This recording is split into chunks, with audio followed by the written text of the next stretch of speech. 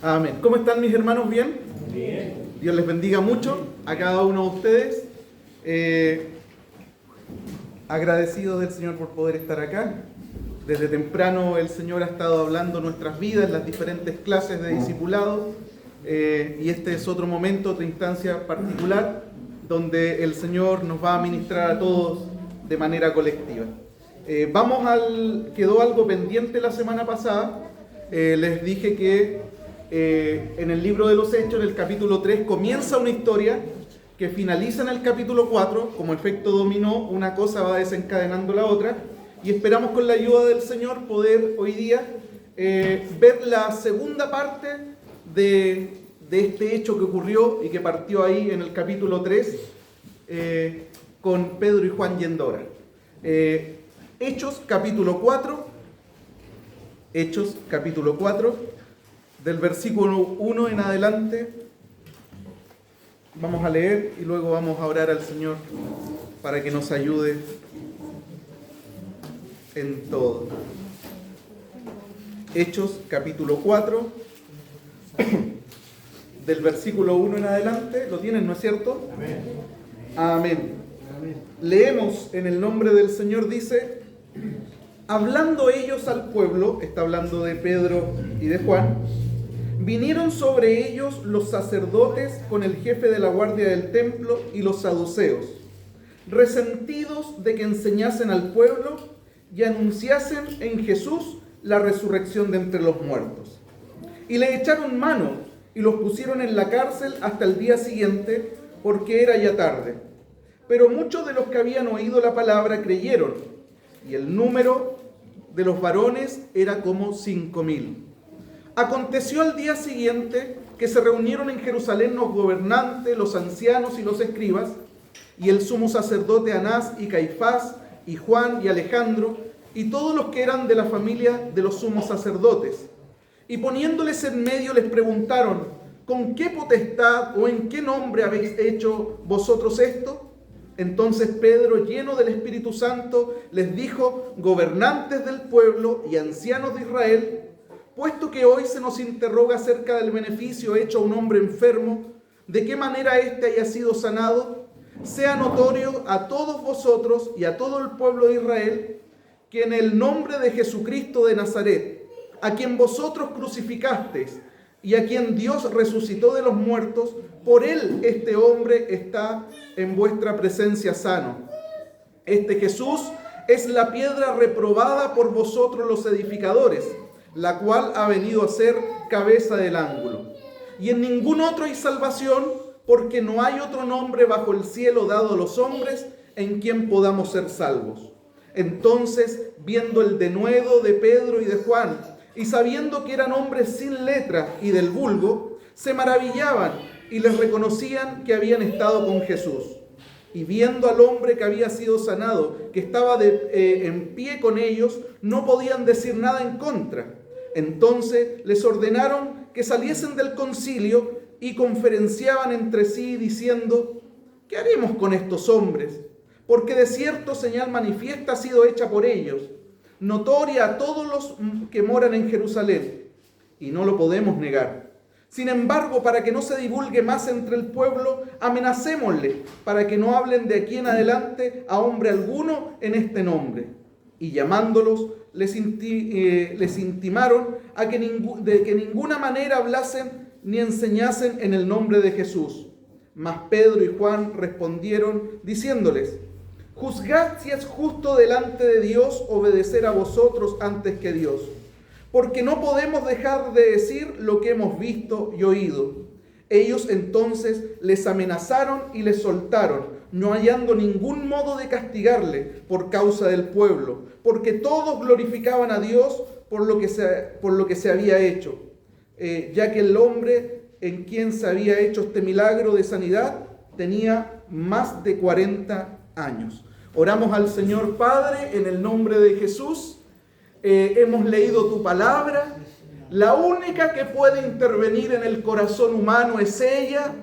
Y nosotros cada domingo, Señor, nos exponemos a tu palabra para que ella haga las transformaciones que tienes tú pensado hacer en cada uno de nuestros corazones.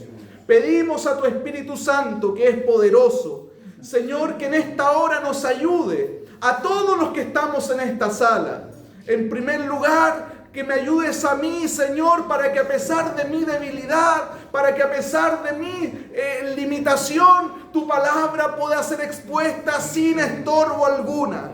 Y también al auditorio, a cada uno de mis hermanos, que, Señor, tu Espíritu Santo les ministre, que tu Espíritu Santo abra el entendimiento, traiga mucha luz y claridad, Señor, sin importar la edad, sin importar, Señor, su condición académica, que tu palabra poderosa cale en todos y cada uno de los corazones de los que aquí estamos, Señor, porque hemos venido con un corazón humilde, hemos venido a sentarnos a este lugar a adorarte, pero también con un corazón enseñable, para que tú ministres a nuestra vida, porque queremos parecernos mucho más a ti, Jesús. Es por esa razón que en esta hora disponemos nuestro corazón, disponemos nuestra mente, todos nuestros sentidos dispuestos a escuchar lo que tú nos tienes que decir en esta hora.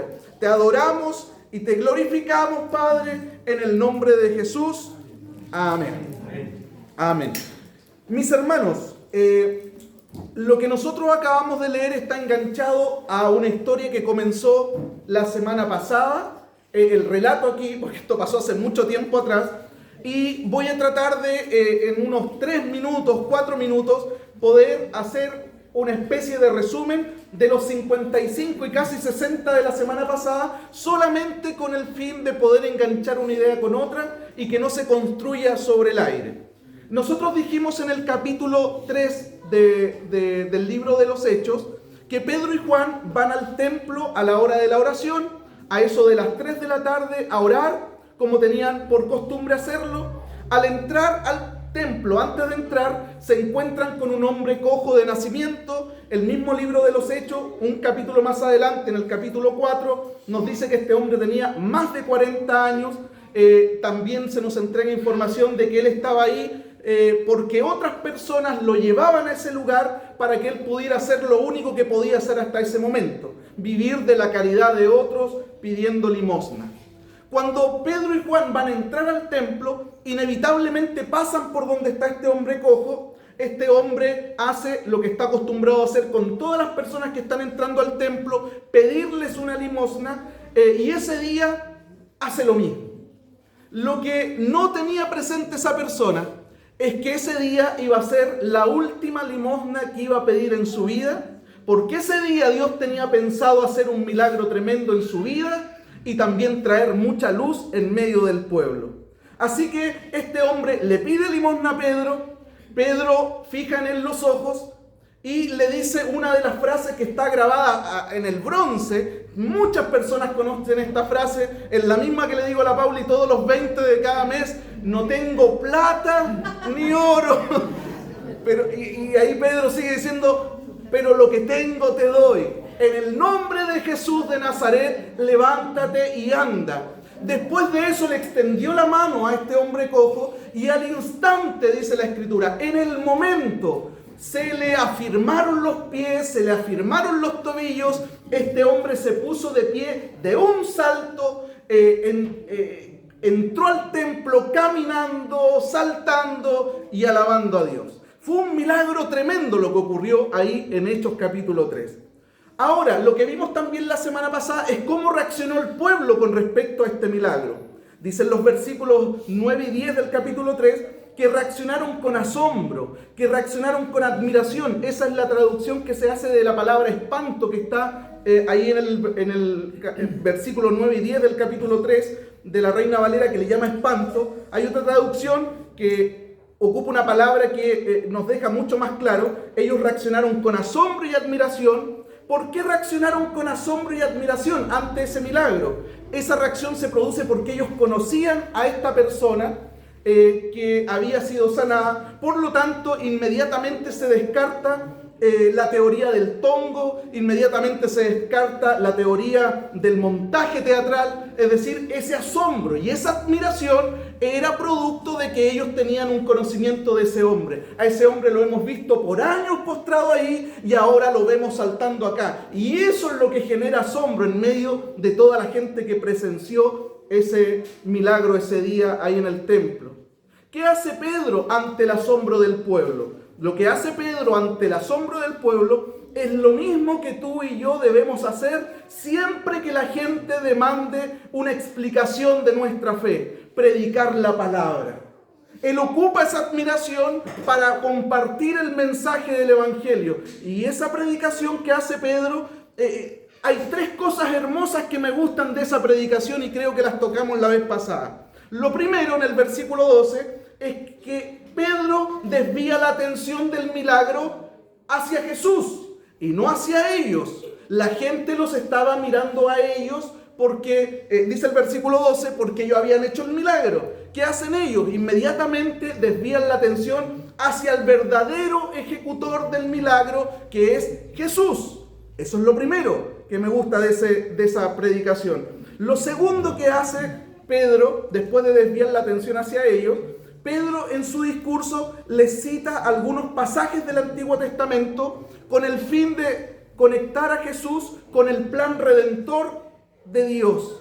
Así como lo hizo en el primer discurso de Hechos 2, cuando les cita Joel capítulo 2, cuando les cita el Salmo 16, cuando les cita el Salmo 110, con ese propósito de conectar a Jesús con el plan redentor de Dios. En este segundo mensaje, en este segundo sermón, en esta segunda predicación, les cita Deuteronomio 18, les cita Génesis 22, con el fin de demostrarles que Jesús es el Mesías prometido, con el fin de demostrarles que en Él se cumplen todas las profecías mesiánicas del Antiguo Testamento, con el fin de que fuera de Él no hay salvación.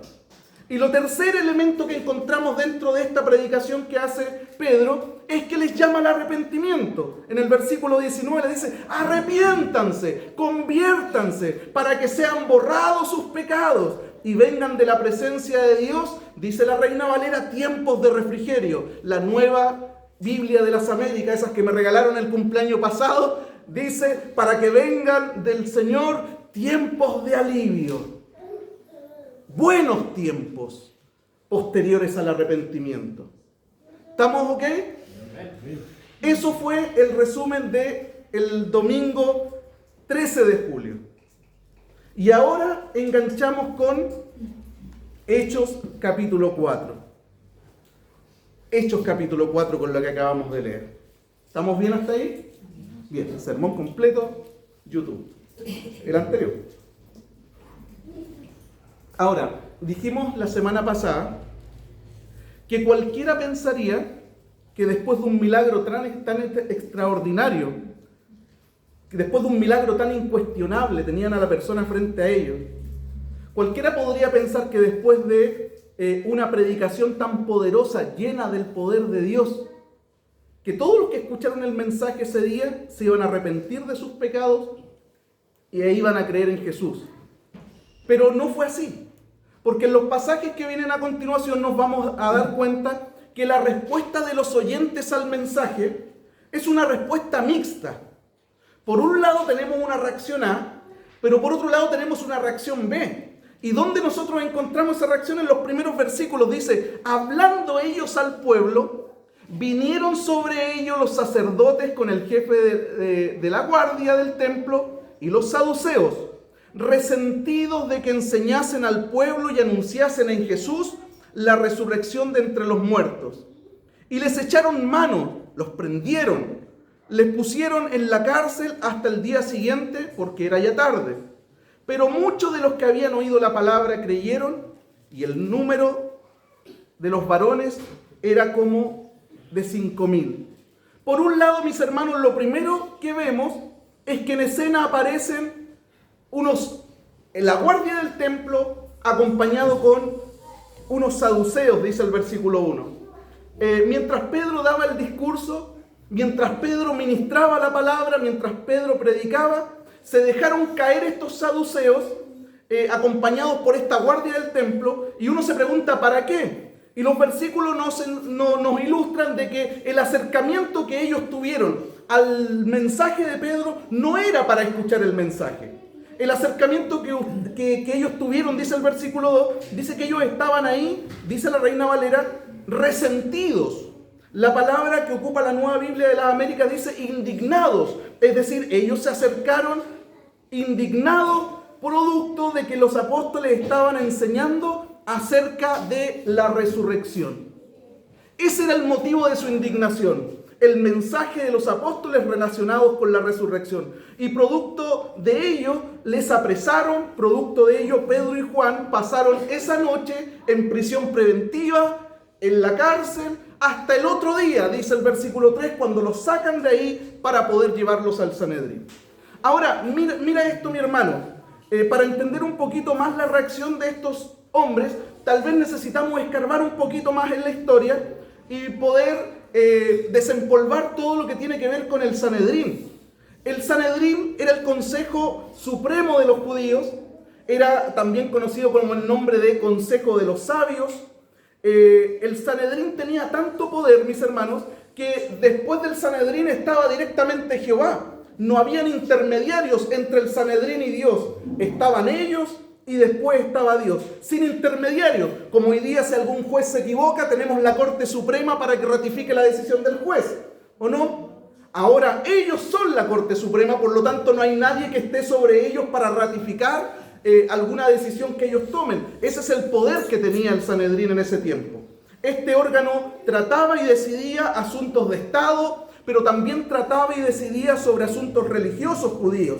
Estaba compuesto por 70 hombres, entre los que se contaban fariseos y saduceos.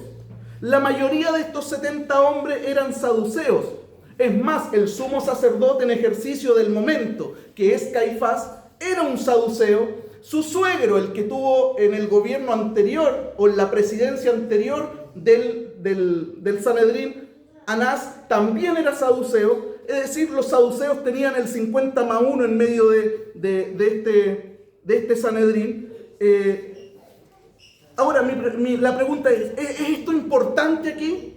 Por supuesto que es importante. Porque ¿quiénes fueron los que lideraron este proceso de encarcelamiento de Pedro y Juan? Dicen los primeros 4 versículos que son los saduceos. Ellos lideraron este proceso de encarcelamiento. ¿Por qué? Justamente por lo que dijimos hace un ratito. Porque los saduceos negaban la doctrina de la resurrección. Ellos no creían, a diferencia de los fariseos, que existiera resurrección. Y estos hombres están predicando resurrección de los muertos a través de Cristo. Eso fue lo que provocó en ellos esa profunda indignación del versículo 2, porque los apóstoles no solamente los habían acusado al Sanedrín, a los líderes religiosos de Israel, a ellos mismos, a los 70, de haberle dado muerte al Mesías, que es lo número 1, sino que también ahora estaban afirmando que Dios había resucitado a Jesús al tercer día, y no solo eso, sino que también estaban afirmando estos apóstoles que su poder, que el poder de Cristo seguía manifestándose en este momento a través de señales y milagros. Cuando dicen, nosotros no somos los que lo sanaron a este hombre, el que lo sanó es Jesús. Y más encima, para guinda de la torta, 5.000 personas abrazaron ese día el mensaje del Evangelio. Ese día 5.000 personas, hombres, dice la Escritura, sin contar niños y mujeres, vinieron a Cristo arrepentidos de sus pecados. Por eso estas personas estaban indignadas, por eso estas personas estaban furiosas. Echaban, hermano, pongámonos en el escenario ante todas estas cosas, echaban chispa por los ojos, era como ojos de esposa cuando está enojada, la mirada, no dicen nada, pero con la mirada lo dicen todo, porque están molestos, están totalmente molestos. Por lo que está predicando, por las señales que se hacen, por acusarles de que ellos mataron al Mesías. Por lo tanto, la pregunta es, ¿qué hacemos con estos hombres? ¿Cómo vamos a silenciar este movimiento? Que en un momento, hace unas semanas atrás, eran 120 locos metidos en una casa arriba orando, y que de la noche a la mañana la iglesia local de Jerusalén pasó de ser de 120 a 3.120, sin contar mujeres y niños. Y que ahora, después de esta predicación, se transforma en una iglesia local de 8.120 personas, sin contar mujeres y niños. Es decir, esto está creciendo exponencialmente. Contando mujeres y niños, estamos en presencia de una iglesia local de casi 20.000 personas. ¿Cómo lo apagamos? ¿Cómo apagamos este fuego que está creciendo? ¿Cómo lo hacemos para que esta comunidad no tenga más adherentes? Así que la idea más sensata fue apresarlos para que esa noche pasaran ahí en Colina 1, guardados, para que pasaran ahí detenidos en esa prisión preventiva, hasta el día siguiente, cuando los sacan de ahí y los llevan ante el Sanedrín para juzgarlos. Los llevan ante el Sanedrín para juzgarlos. Quiero hacer un punto acá, mis hermanos, porque esto de que los llevan al Sanedrín para juzgarlo podría pasar colado. Pero nosotros el año pasado estudiamos el libro de Marcos. Y nosotros sabemos que antes de estar ellos en ese lugar, en esas paredes siendo juzgados, producto de la predicación que están haciendo, antes de ellos, en ese mismo lugar, en esa misma corte, interrogaron a nuestro Señor. El mismo lugar. Después que lo sacaron esposado, amarrado, dice el Evangelio de Marcos, que lo sacaron amarrado del huerto de Getsemaní, se lo llevan a ese lugar. Hermanos, Pedro y Juan están en el mismo lugar donde Jesús fue sentenciado a muerte, donde él fue interrogado por este Sanedrín, donde él les declaró que él era el Mesías después que lo pusieron bajo juramento. Y dice Marcos 14 que cuando él les dice eso, de que yo soy, dice que descargaron toda su ira sobre él.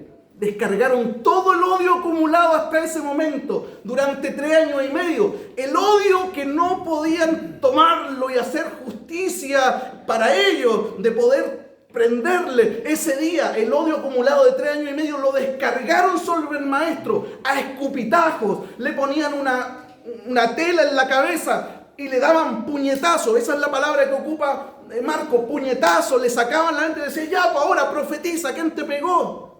Después de descargar todo su odio contra el maestro en esa misma sala donde hoy día está Pedro y Juan. Por eso les dije, es un dato que pasa colado, pero no es necesario detenerlo. Están en el mismo lugar donde el maestro fue escupido, donde el maestro fue golpeado, y después que descargan toda su ira y se cansan de descargar su ira, se lo entregan a la guardia. ¿Y qué hace la guardia? La guardia lo recibe a bofetadas.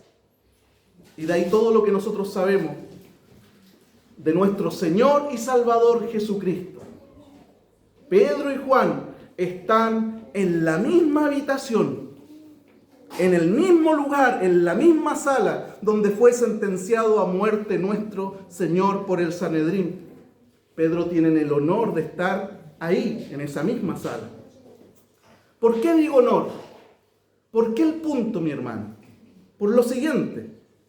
En 1 de Pedro capítulo 4, el libro de Pedro fue escrito para los hermanos cristianos que estaban dispersos en distintas ciudades romanas, producto de la persecución.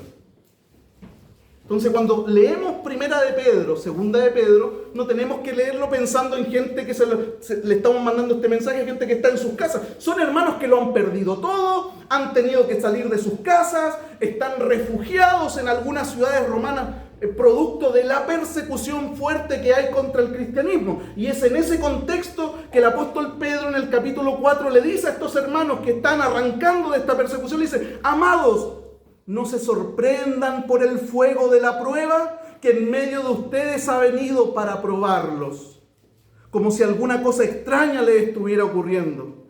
Antes bien, en la medida que comparten los padecimientos de Cristo, regocíjense. Alégrense. Si ustedes son insultados por el nombre de Cristo, dichosos son, pues el Espíritu de gloria es una evidencia de que el Espíritu de Dios se reposa en ustedes. Hermanos, nosotros no estamos solo llamados a gozarnos de los padecimientos de nuestro Señor. No solamente llamados a gozarnos de sus padecimientos. ¿Por qué digo esto? Porque cuando nosotros nos acercamos al capítulo 14, 15 y 16 de Marco, por ejemplo, al momento de la pasión de Cristo, nosotros debiéramos acercarnos a esos momentos de la pasión de Cristo con alegría y no con pena.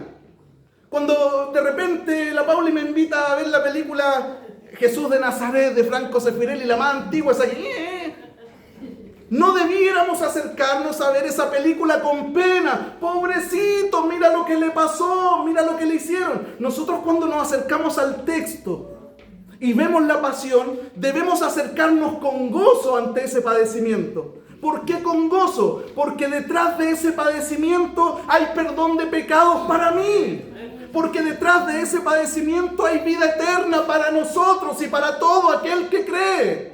Porque detrás de ese padecimiento hay victoria sobre la muerte. Porque detrás de ese padecimiento hay victoria sobre el pecado. Por eso el apóstol Pablo más adelante, teniendo claridad absoluta de esto que les estoy comentando, es que él puede decir: ¿dónde está, oh muerte, tu aguijón? El aguijón de la muerte es el pecado. ¿Y dónde, oh sepulcro, tu victoria? Detrás de los padecimientos de Cristo, o al acercarnos a los padecimientos de Él, tenemos que acercarnos con gozo. Pero no solo eso, sino que también si en el caminar cristiano somos partícipes nosotros de algún padecimiento, si nos toca experimentar algún quebranto, algún padecimiento, vivir, experimentarlo por causa de su nombre, ese momento también se vive con alegría y con gozo. No solamente nos alegramos a ver los padecimientos de Él que trajeron beneficio a mi vida, sino que en este caminar de fe, si el día de mañana me toca padecer por su causa, letra chica, por su causa, porque hay veces que padecemos producto de nuestro pecado, padecemos producto de nuestra desobediencia, pero he sido súper claro, cuando nos toca padecer por su causa. ¿Qué significa eso? Cuando nos toca padecer por ser leales y obedientes a las Escrituras.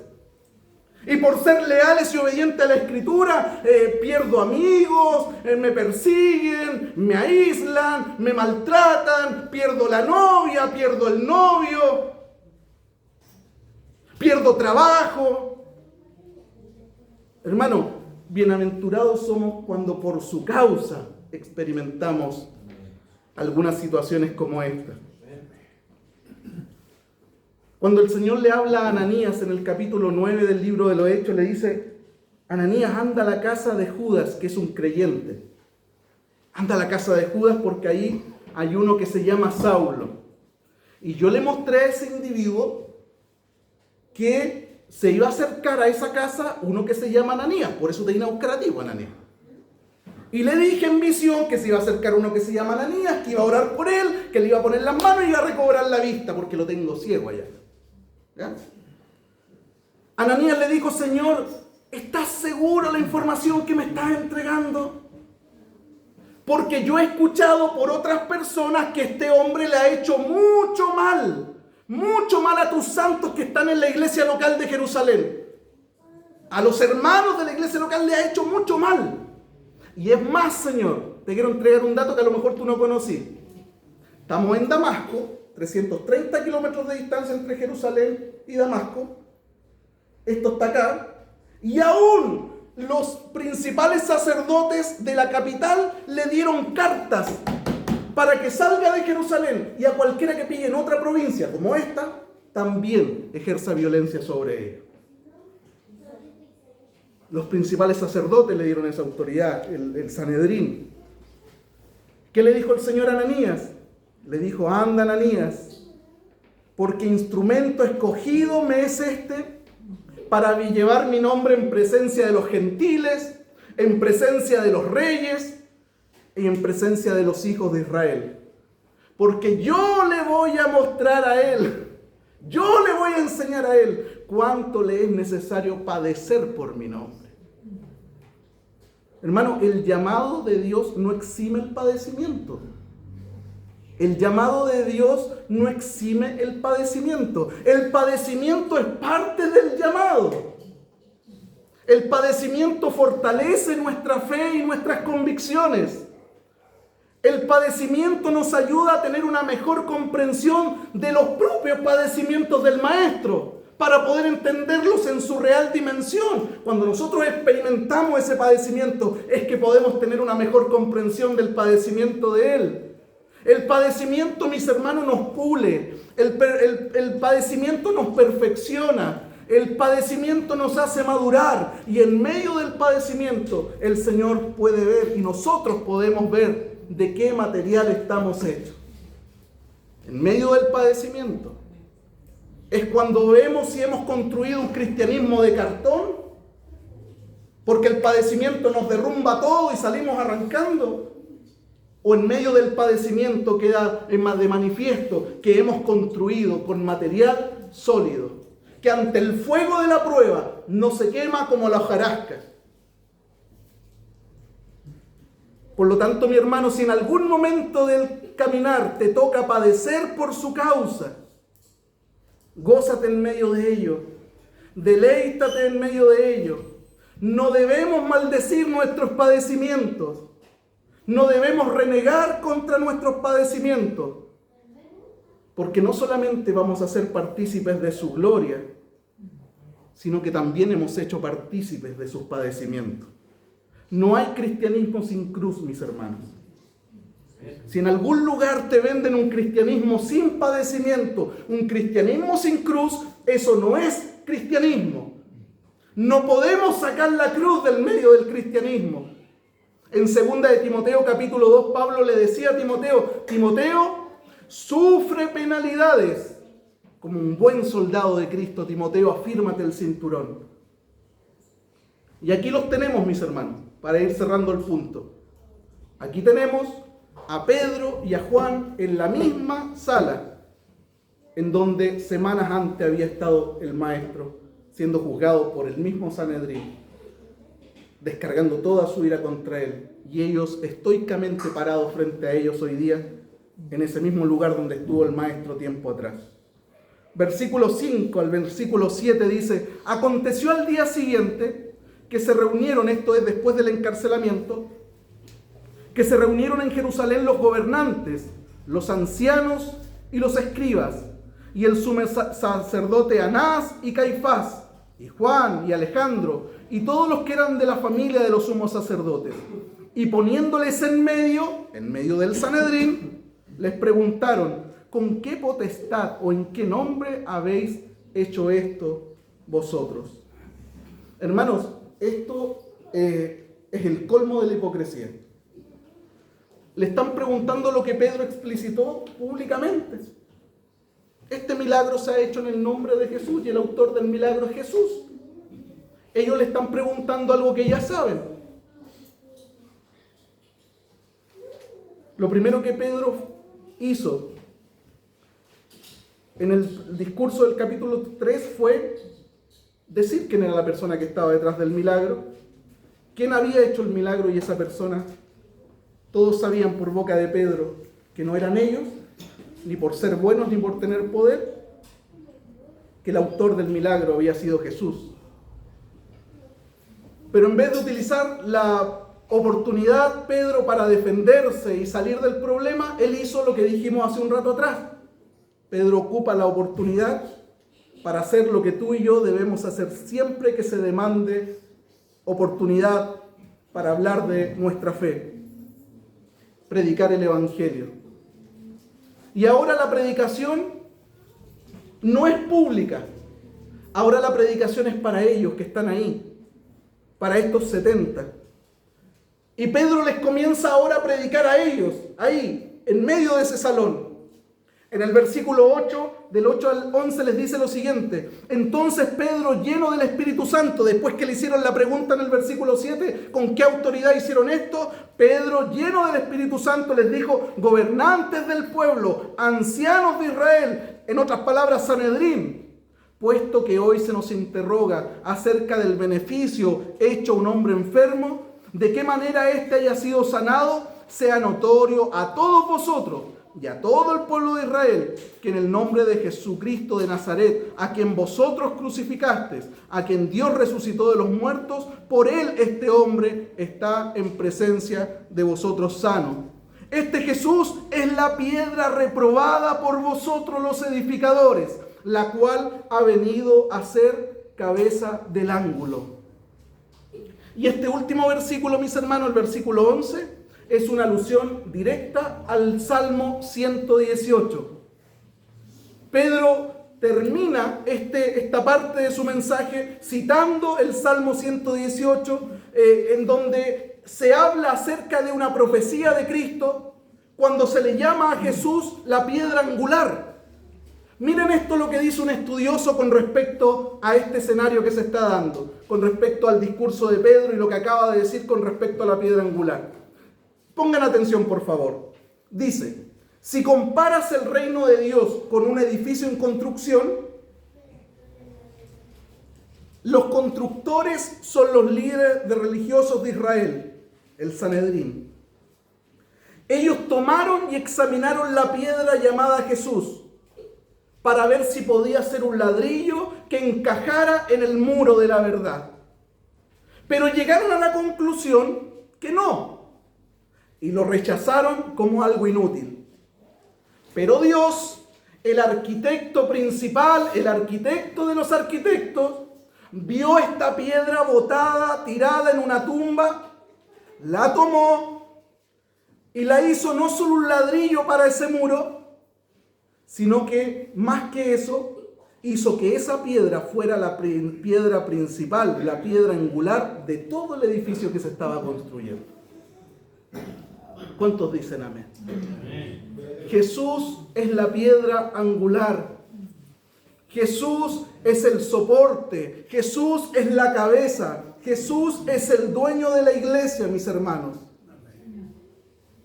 Los hombres rechazaron a Jesús por significarles una amenaza local, pero Dios le ha constituido como la cabeza de su iglesia universal, como la cabeza de sus iglesias locales. ¿Y sabe lo que significa eso? Porque después de haberle citado el Salmo 118, diciéndole que la piedra que los edificadores rechazaron, Dios la ha hecho la piedra angular, la cabeza del ángulo, aquella que sostiene toda la edificación. ¿Sabe cuál es la implicancia práctica de eso? El versículo 12. Y en ningún otro hay salvación, porque no hay otro nombre bajo el cielo dado a los hombres en quien podamos ser salvos. Eso quiere decir, la implicancia práctica de que Él sea la cabeza, significa que si no creemos en Jesús, no hay salvación. Juan 14:6 dice, yo soy el camino y la verdad y la vida, nadie viene al Padre sino por mí. Hermano, esto es intransable. Esto no se negocia. No hay salvación fuera de Cristo. No hay salvación fuera de Él. Esa es la implicancia práctica de que Él sea la cabeza, la piedra angular de que sostiene el edificio. En Romanos 10:13 dice, porque todo aquel que invocar el nombre del Señor será salvo. Hermano, Él es el Dios encarnado que murió por nuestros pecados y que resucitó por el poder de Dios. Solo Él pagó la deuda que teníamos, muriendo en la cruz en nuestro lugar. Hermano, a esta altura del mensaje, los líderes religiosos están en shock. A esta altura del mensaje, los líderes religiosos están para adentro. Están asombrados. No saben qué hacer, no saben qué decir. La predicación de Pedro es contundente. Se nota que este hombre es un seguidor de este otro que nosotros mandamos a matar hace un tiempo atrás. Porque son del vulgo, eso quiere decir sin escuela rabínica, no tienen instituto bíblico. La predicación es asombrosa. El milagro es evidente. A todo esto, mis hermanos, el cojo estaba al lado de ellos en el Sanedrín. Estaban ellos dos parados y el cojo al lado, viendo cómo lo acusaban, cómo él decía, y él ahí paradito. Hermanos, como muestra testimonial viviente del poder de Dios. Por lo tanto, cada vez que Pedro hablaba, inevitablemente ahí, pero los ojos también para el lado. Testimonio viviente del poder de Dios parado al lado de los discípulos. Es como que si Dios mismo estuviera con ellos ahí, respaldando la predicación de su palabra. Estaban para adentro, no podían hacer nada por la predicación contundente y por el milagro evidente que estaba parado al lado de ellos. Versículo 13. Entonces, viendo el denuedo de Pedro y de Juan, y sabiendo que eran hombres sin letra y del vulgo, sin escuela rabínica, se maravillaban y les reconocían que habían estado con Jesús. Y viendo al hombre que había sido sanado, que estaba en pie con ellos, no podían decir nada en contra. No sabían qué hacer, mis hermanos. Versículo 15. Entonces les ordenaron que saliesen del concilio y conferenciaban entre sí. Tiempo fuera, sáquenlos por favor porque tenemos que tomar una decisión. Los sacaron. Mientras ellos parlamentaban, mientras ellos decidían, mientras tomaban una decisión, mientras trataban de ponerse de acuerdo. Versículos 16 y 17. Diciendo, conversaban ahí, ¿qué haremos con estos hombres? Porque de cierto señal manifiesta se ha hecho por ellos, notoria a todos los que moran en Jerusalén, y no lo podemos negar. Sin embargo, para que no se divulgue más entre el pueblo, amenacémosle, para que no hablen de aquí en adelante a hombre alguno acerca de este nombre. Hermano, en vez de arrepentirse estos canallas, ¿qué hacen? Deciden amenazarlos para que nos sigan hablando en el nombre de Jesús. Pero a esa altura, mis hermanos, mira bien, a esa altura, después del encuentro con el Cristo resucitado, después de estar 40 días con Él recibiendo palabras acerca del reino, ¿se acuerdan esos 40 días que les abrió la mente y que les permitió en estos mensajes citar textos del Antiguo Testamento para demostrar de que Él es el Mesías prometido? Después de este encuentro con el Cristo crucificado, después de estos 40 días de discipulado personal con Él, después de haber sido llenos del Espíritu Santo en Pentecostés, estos hombres no tenían la menor intención de callarse. No tenían la menor intención de obedecerles. No sé si se entiende la idea. Los discípulos prefieren morir antes de callar. Versículo 19. Mas Pedro y Juan respondieron diciéndole, juzgad si es justo delante de Dios obedecer a ustedes, a vosotros antes que a Dios. Porque no podemos dejar de decir lo que hemos visto y oído. No nos podemos callar. Hermanos, lo mismo nosotros. No podemos dejar de testificar de Cristo. No podemos dejar de testificar y de contar de aquel que nos salvó. No podemos callarnos y dejar de testificar de aquel que nos perdonó, de aquel que nos limpió, de aquel que nos hizo parte de su familia. No podemos callar. No se puede. No podemos dejar de decirle a las personas que Jesús es el Mesías, que Jesús es el Salvador de la humanidad, que no hay salvación fuera de Él, que Dios le resucitó de entre los muertos. No podemos dejar de decirle de que hoy está sentado a la diestra del Padre, gobernando con poder y autoridad. No podemos dejar de decirles que Cristo sana, que Cristo salva, que Cristo bautiza con su Espíritu Santo. No podemos dejar de testificar. Por más persecución o por más oposición que se levante. No podemos. No podemos.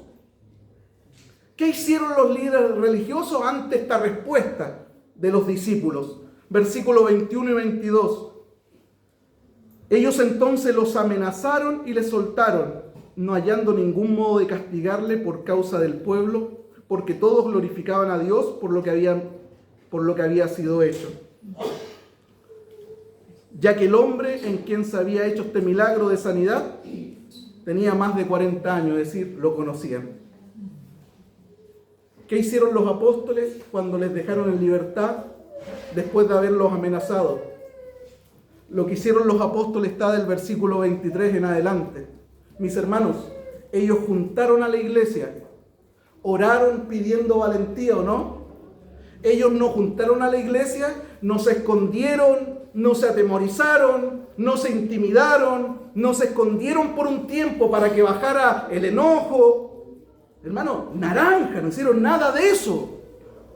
Todo lo contrario, fueron donde los hermanos, juntaron a la iglesia de Jerusalén y oraron pidiéndole al Señor valentía. Esa oración que nosotros vemos del versículo 23 en adelante es una oración que descansa en la confianza del poder de Dios. En otras palabras le están diciendo, para que la leas tú en la casa después: Señor, sabemos que nada ni nadie podrá detener tu palabra. Aunque nos maten a nosotros, aunque nos toque morir en medio de la tarea que nos encomendaste, lo que estamos seguros es que nadie va a poder apagar lo que tú comenzaste. El evangelio se va a seguir extendiendo. Ellos pidieron valentía para seguir predicando.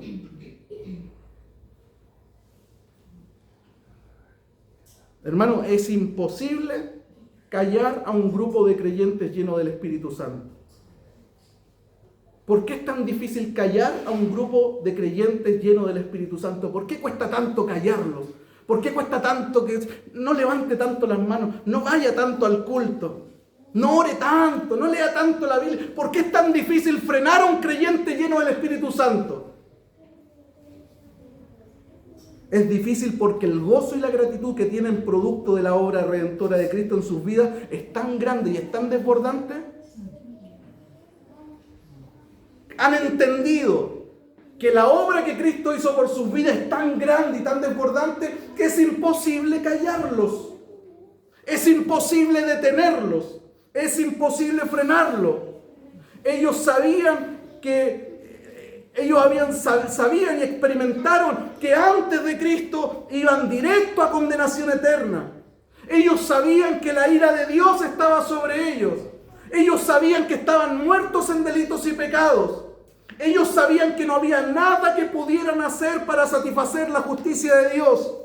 Y hoy se encuentran con el perdón de Cristo, con la salvación de Cristo, con esta nueva vida. Y esa obra del Espíritu Santo es tan grande en sus vidas que ninguna amenaza les impide que de gracia entreguen lo que de gracia también recibieron, mis hermanos. Cuando alguien es impactado por el mensaje de la palabra, se nota, mis hermanos. Es evidente. ¿Qué hizo Dios cuando ellos pidieron valentía? Él les respondió la oración. Miren el versículo 31. Cuando hubieron orado, el lugar en que estaban congregados, ¿qué le pasó? Tembló. Y todos fueron llenos del Espíritu Santo y hablaban con denuedo la palabra de Dios. Cuando ellos oraron pidiendo valentía, ¿qué hizo el Señor? Les respondió. Fueron llenos del Espíritu Santo, comenzaron a hablar con denuedo la palabra, pero también pasó un hecho sobrenatural y físico. El lugar donde estaban tembló. Y en el Antiguo Testamento, el temblor era una manifestación visible de la presencia de Dios. Cuando Dios le entrega la ley a Moisés en Éxodo 20, el monte, en la parte superior, se llenó de humo, relámpagos, un sonido de bocina estridente y su temblor. Y su temblor para decir: yo estoy aquí, yo estoy aquí. En otras palabras, cuando ese lugar tembló, Dios mismo les estaba diciendo: yo estoy aquí, como estuve en Éxodo 20 con Moisés, estoy aquí con ustedes también, ahora, en este momento, para fortalecer sus vidas. ¡Qué tremendo, mis hermanos! ¡Qué tremendo! Y ahora alguien podría tomar este versículo y hacer la teología del temblor. Oremos hasta que tiemble. No, no es eso, mi hermano. Dios en su soberanía permite en momentos y lugares específicos una manifestación visible. Por lo tanto, es tonto e irrisorio que nos pongamos a orar hasta que tiemble. ¿Sabe lo que tiene que pasar? ¿Sabe lo que tenemos que esperar? No es que tiemble, ¿Sabe lo que tenemos que esperar cuando nos metemos en oración? Que tiemble, pero no la tierra, que tiemble nuestro corazón, que tiemble nuestra alma, para que se remuevan las prioridades malas, para que el pecado se rompa, para que mis malas amistades podamos cortarlas. Eso tenemos que esperar, no que se ponga a temblar la tierra como algo místico. Tenemos que esperar cuando entramos a la oración que mi alma sea removida, que mi alma tiemble, para que Cristo ocupe el lugar que le corresponde en medio de mi corazón. Eso sí debemos esperar fervientemente cuando entremos a la oración. Señor, transforma mi vida. Ese temblor tenemos que esperar, no el otro místico temblor.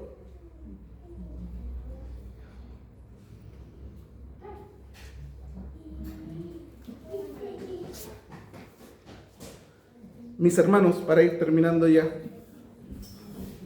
el propósito de este relato, que partió en Hechos capítulo 3, no es que admiremos o que le hagamos un queque a Pedro y a Juan. Ellos no lo permitirían. Ellos no se lo permitieron a la gente ese día. Ellos miraron y les llevaron los ojos al lugar correcto, a Cristo. Nosotros, no es nuestra piedad ni es nuestro poder el que hizo esto. No se equivoquen, con eso partió el mensaje. Él hizo el milagro. De Él es el poder. El propósito de este pasaje no es que le hagamos un queque a Pedro y a Juan, o que endiosemos a la iglesia del primer siglo por su capacidad de resistencia en medio de la persecución, porque no fueron ellos los que resistieron en medio de la persecución. Fue el Señor que les infundió valor en medio de la persecución, porque nosotros somos cobardes, mis hermanos, por naturaleza cobardes.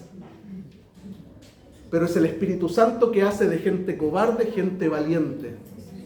El Espíritu Santo infundió en la iglesia del primer siglo el valor para seguir avanzando a costa de que su vida estuviera en riesgo.